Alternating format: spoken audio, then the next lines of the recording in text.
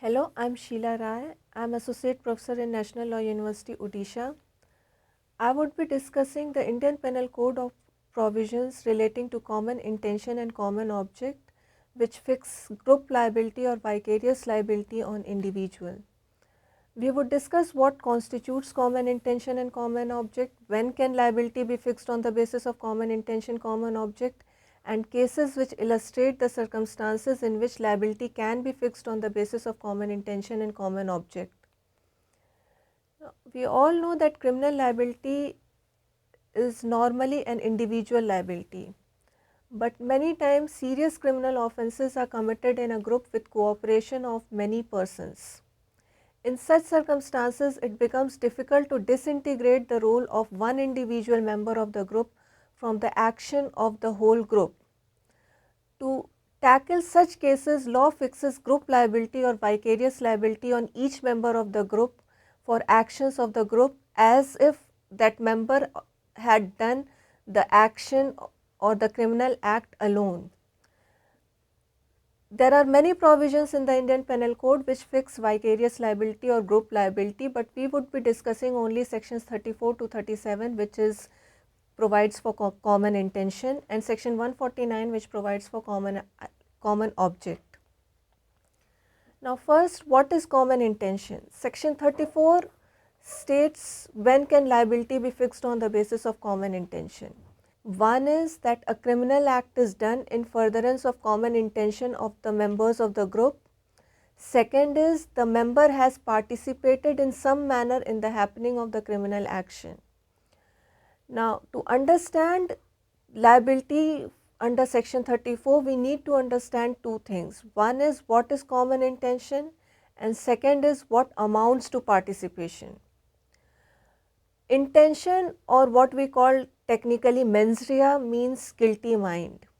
It is the purpose or desire to bring about a criminal result which an individual has wished, and he knows that his particular act will bring about the criminal consequences. When two or more members share this guilty mind, it is called common intention. So, common intention basically requires that there should be meeting of mind between two or more persons, and secondly that there has to be a prior concert between these two or more persons who share the common intention. Now, let us understand this concept of common intention with the help of some case laws.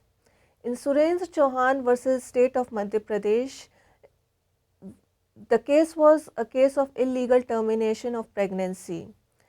Now, one person took a woman for termination of pregnancy to a doctor who was not competent to terminate that pregnancy, and his clinic was also not equipped for the job.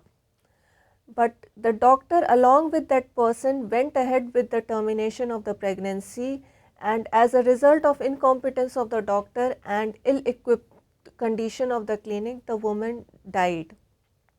Now both the doctor and that person were accused of common intention, were accused under section 34 for killing of that woman. Now common intention, although it requires prior concert or meeting of mind, it is not necessary that it should be pre-planned. Common intention can develop on the spot also. An example is Kripal Singh versus State of UP. This was a case of dispute relating to a land. There was a dispute over the ownership of a land between two persons, Kripal Singh and the victim. Kripal Singh along with some persons was working on his own land, and he saw that two labourers were proceeding to work on the disputed land on which the victim had also claimed ownership. Kripal Singh and the other persons to ask that those labourers not to work on that land, but the labourers did not heed to their warnings and went ahead with the work. Now, Kripal Singh and his companions attacked the labourers. When the victim intervened, Kripal Singh and his companions hit the victim and gave him several blows. one blow was given by one person with a spear, which resulted in the death of the victim. Now, in this case, the Supreme Court held that the common intention to cause grievous hurt under section 326 read with section 34 had came up on the spot, but the intention to murder was belonged to one person alone, and the other persons did not share the common intention to kill the victim. The common intention which had developed on the spot was to give severe blows to the victim. Another case is that of Lallan Rai versus State of Bihar. In this case, 4 persons were proceeding from one bazaar on the day of Holi festival, and they were going to their village through a particular way. And when they reached a particular point, they found that in the house of one of the accused, 14 persons were sitting. The house belonged to one person, Rajendra Rai. Rajendra Rai along with 13 other persons were sitting in the house, and they saw the 4 persons coming towards their house or proceeding through that way. Rajendra Rai instigated the other persons to kill the victim. On hearing his instigation, all the 14 persons encircled the victim and gave him several blows with sharp weapons. As a result of all these blows, the victim died. Now, in this case, defense took the plea that Rajendra Rai and the other accused did not know that the victim along with his companions will proceed through that way on that particular day. So, there could not have been any prior concert or meeting of mind. Therefore, there cannot be any liability under section 34 of the IPC. But the Supreme Court did not accept this plea, and it said that the way all the accused had encircled the victim and on the instigation of Rajendra Rai, and finally they killed him, showed that the common intention had developed on the spot, and they were all held guilty for murder read with section 34 of the Indian Penal Code. But common intention is different from same or similar intention. 2 persons might be having same intention or similar intention, but they might not be having common intention, because common intention requires prior meeting of mind or prior concert. A case that will help to understand this difference is Mehboob Shah versus Emperor. In Mehboob Shah versus Emperor, Allahabad with one person, Allahabad with few other persons went to collect reed on the banks of Indus River. Mehboob Shah warned Allahabad that they should not collect reed from his land. Allahabad ignored this warning and went on with the collection of reed. When he was loading the reeds on his boat, one person, Qasim Khan, tried to prevent him. Allahabad hit Qasim Khan with a weapon. Qasim Khan cried for help. On hearing his cries, Mehboob Shah and his son Wali Shah came for his rescue. They were armed with guns. Wali Shah fired at Allahabad, and Allahabad died on the spot. Mehboob Shah fired at another person, but that person only got some injuries, he did not die. The issue was whether Mehboob Shah can be convicted for murder read with section 34. Privy Council held that there was no evidence that Mehboob Shah and Wali Shah had a prior concert or common intention to kill Allahabad and the other person, to kill Allahabad. Therefore, Mehboob Shah cannot be held liable for murder. He will be liable only for causing injuries to the other person. Now, the second condition necessary for liability under section 34 is that there has to be some sort of participation by the person who is convicted under section 34. Now, what amounts to participation again depends on the facts of the case. One case which will help to understand it is State of Orissa versus Arjun Das. In State of Orissa versus Arjun Das, some persons entered a hotel after 10 p.m. and started misbehaving with the owner of the hotel.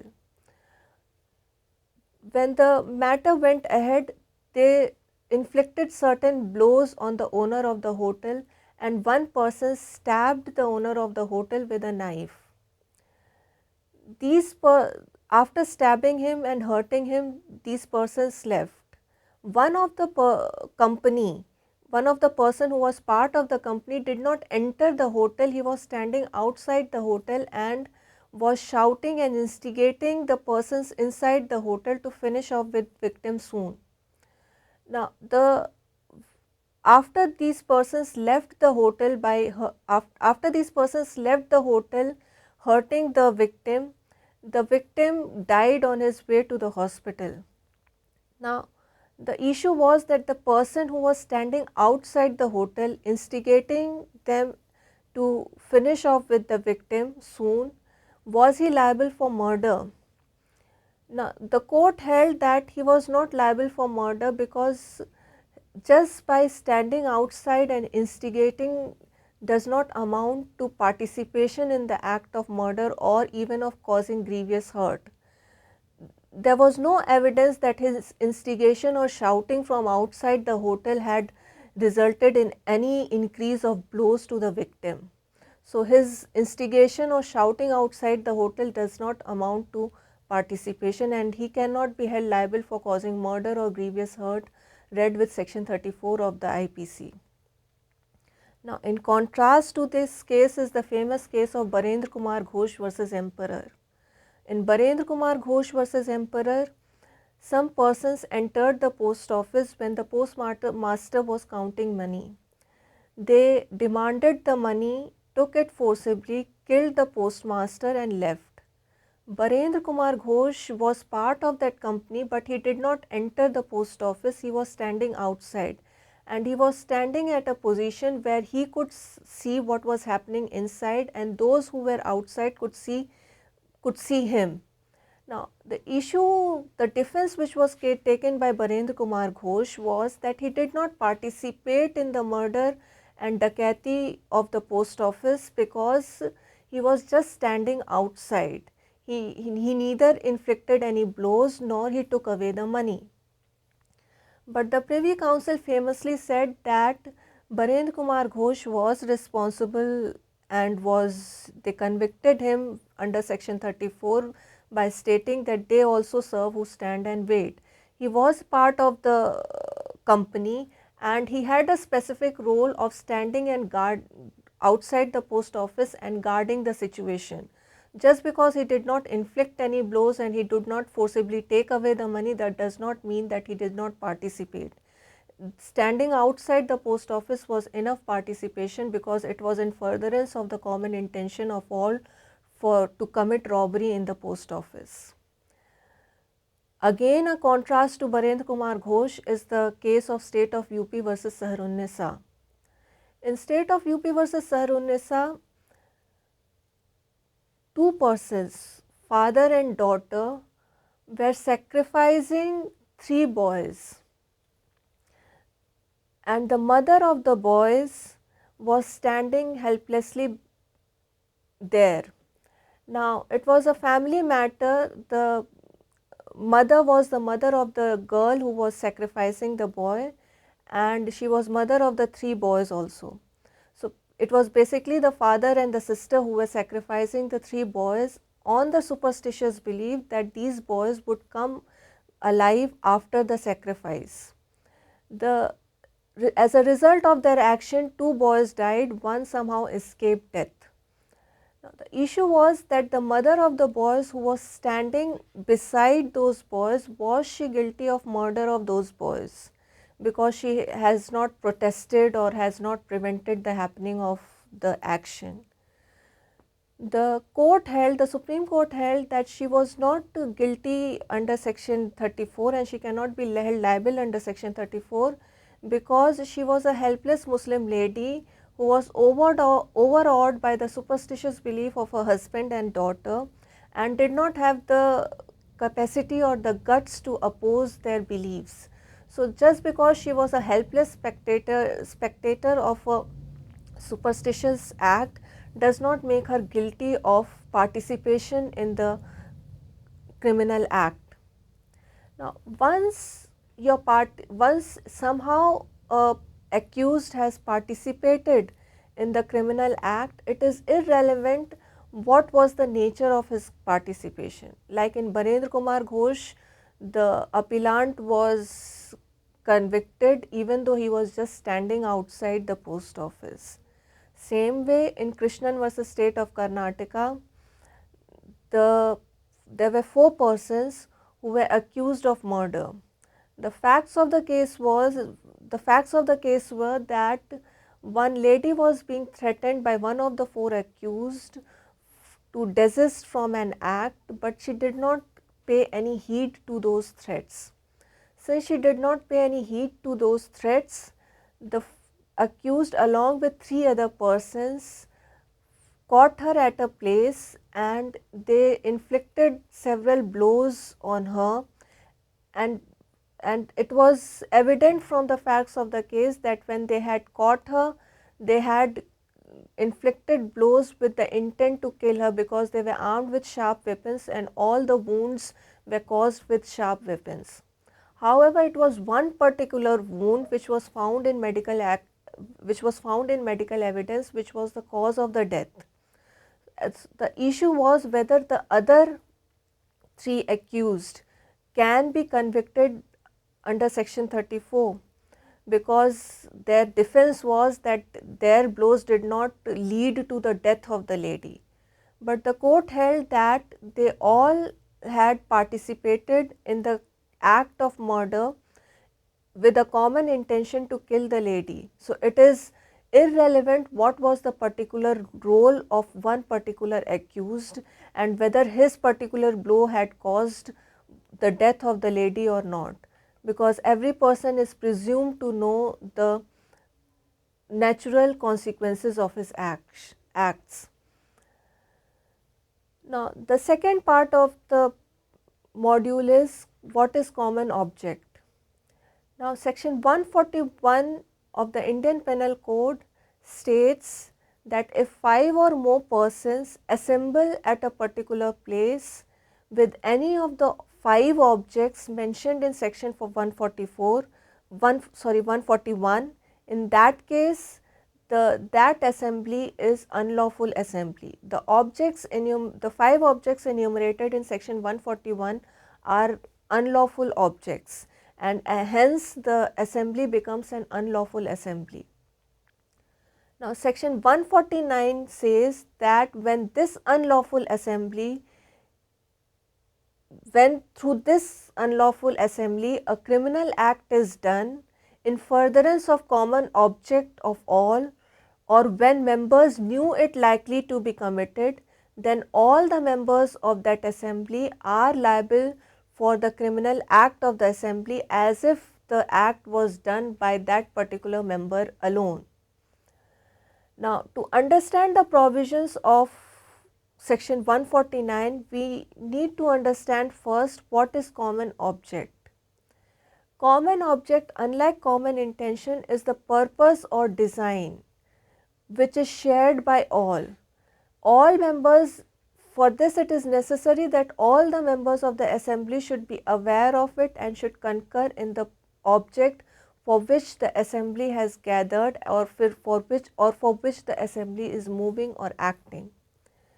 Now, this, whether an assembly has common object or not, this can be culled out from the circumstances of the case, from the nature of the assembly, from the arms it has carried, and what has been the behavior of the assembly at the time of the committing of the offence, before the offence, or after the scene of the occurrence of the offence. The important issue that comes up is what is the difference between common intention and common object. Common intention being mentioned under section 34 and common object being mentioned under section 49. Both of them pin liability when a member is part of a group which has committed a criminal act in furtherance of purpose shared by all. Now, the difference between common intention and common object has been illustrated in many cases, including Barendra Kumar Ghosh and Nanak Chand versus State of Punjab.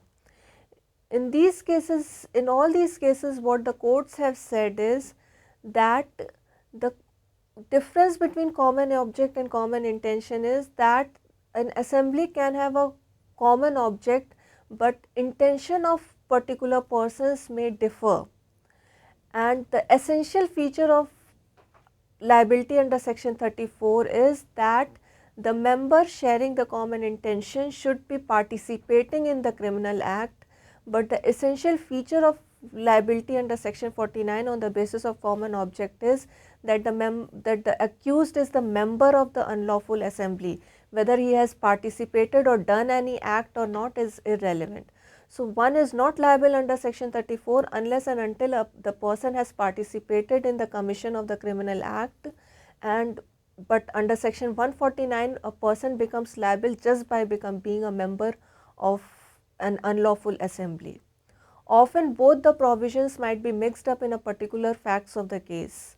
An example is Chikkarange Gowda versus State of Mysore. In this case, 100 persons attacked the house and sprinkled kerosene on it and put it on fire. The object of these 100 persons, as stated by the evidence, was to chastise one person, Putte Gowda. At that particular time, Putte Gowda and his brother Nanje Gowda were in that house. When the fire broke out, members of the house came out of the house and the mob attacked Putte Gowda and Nanje Gowda. Now, out of this mob, 4 persons got hold of Putte Gowda and Nanje Gowda and they hit both of them with sharp weapons. Now, the issue was whether as a result of all these blows, Putte Gowda and Nanje Gowda died. The issue was whether other members of the assembly can be held liable for murder of Putte Gowda and Nanje Gowda, which was done by these 4 persons. The court refused to hold other members of the assembly liable for murder because they said that the evidence showed that the members of the assembly had the purpose or the object which the assembly had gone to that house was only to chastise Putte Gowda.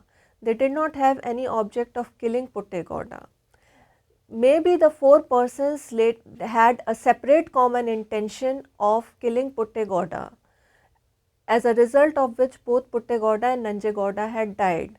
But since charges were not framed under section 34, therefore the court did not hold them liable for all the 4 accused for murder, and only one accused was held liable for murder whose blows were held to be directly responsible for the death of Nanje Gowda.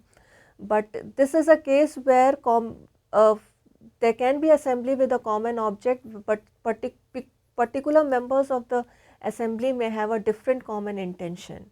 When can a member of the assembly be held liable for the unlawful act of the assembly? Now, this can happen under 2 conditions given in section 149. One is that the offence is committed by a member of the unlawful assembly in prosecution of the common object of that assembly, and second is the offence is such that the member of that assembly knew it to be likely to be committed in prosecution of that object. Now, the second condition in which a member is held liable because he knew that it is likely that a particular criminal act would be committed in the prosecution of the common object of the unlawful assembly, it is necessary that the particular member had some positive knowledge. It is not just a possibility, it should be more than a possibility, it should be some sort of there should be evidence to show that there was some sort of positive knowledge that this crime can be committed. The example that can illustrate is one is Bhim Rao versus State of Maharashtra. In this case, there was an unlawful assembly where the members of the unlawful assembly attacked the members of the house and attacked a particular house, and they hit the members of the house and killed one victim. Now, the members of the assembly were held, some of the members of that assembly had gone inside the house and killed the victim. Other members of the assembly were standing outside and they possibly didn't even know that a murder has been committed inside. Now the issue was whether those persons who were standing outside the house were liable for murder. The court held that they were not held liable for murder because the common object of the assembly was only to cause assault. There does not seem to be any object of the assembly to murder. The persons who went inside the house developed a separate common intention to kill the victim. So there was no way that the members of the assembly knew that it would be likely that a murder would be committed. Another case is Umesh Singh versus State of Bihar. Now in this case, the accused persons were forcibly trying to take away paddy from the field of one Bhola Singh. They threatened Bhola Singh that if he tries to resist that taking away the paddy, it can result in his death. However, Bhola Singh did try to resist, and as a result they beat him and they killed him. They also killed his 1.5-year-old son. Now, the issue was here whether the members of the assembly all the members of the assembly can be held liable for murder, because actual murder was committed only by 2 persons. But it was held that all the members of the assembly will be held liable for murder because they were armed with sharp weapons.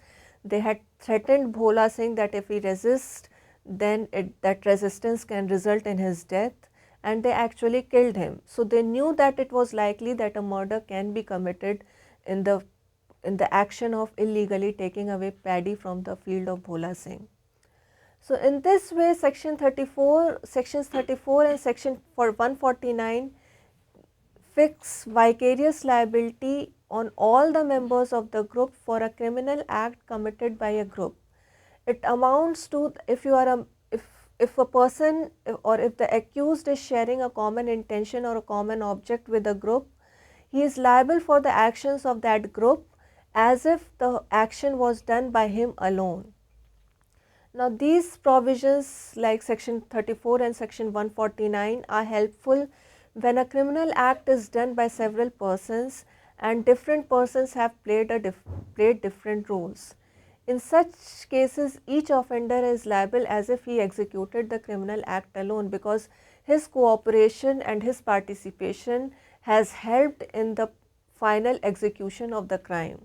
Such provisions are in the interest of the justice also, because participation of the accused, however small an amount, has helped in the execution of the crime, and if he has a common intention to commit that crime with another person or 2 or more persons, and if he is a member of an unlawful assembly and he is knowingly a member of that unlawful assembly, his presence in that assembly gives boost to the commission of the crime, and he should be presumed to have intended the commission of the crime, although there is no specific proof of his intention with the prosecution that he actually intended the crime. But the very fact that he was a member of an assembly which had its object for the commission of an illegal act or a criminal act, he should be presumed to be participating in that act and he should be held liable for that criminal act. So these are the provisions of common intention and common object given in section 34 and 149 of the Indian Penal Code. Section 34 is actually only explanatory, that it explains what amounts to common intention and when can liability be fixed on the basis of common intention when crime is committed by 2 or more persons. But section 149 actually fixes a liability. So it basically fixes a criminal liability. So that is the difference between section 34 and section 149, which has been pointed out by the courts in various cases. Often it becomes difficult to make out the difference between common intention and a common object. As we saw from the cases, in many cases both common intention and common objects are mixed up. But the liability is, but where the difference is that for common object a person or accused has to be member of the unlawful assembly, That is, an unlawful assembly has to be of 5 or more persons with an unlawful object given in section 141. But for common intention, even a sharing of common intention with 2 or more persons can be enough, which may be less than 5 persons. And the provisions, it often becomes difficult to differentiate between common intention and common object, but they can be differentiated. I mean, the provisions, both the provisions are necessary in the sense that the when the assembly, when the number of participants are large, in that case it becomes difficult to pinpoint intention on every person.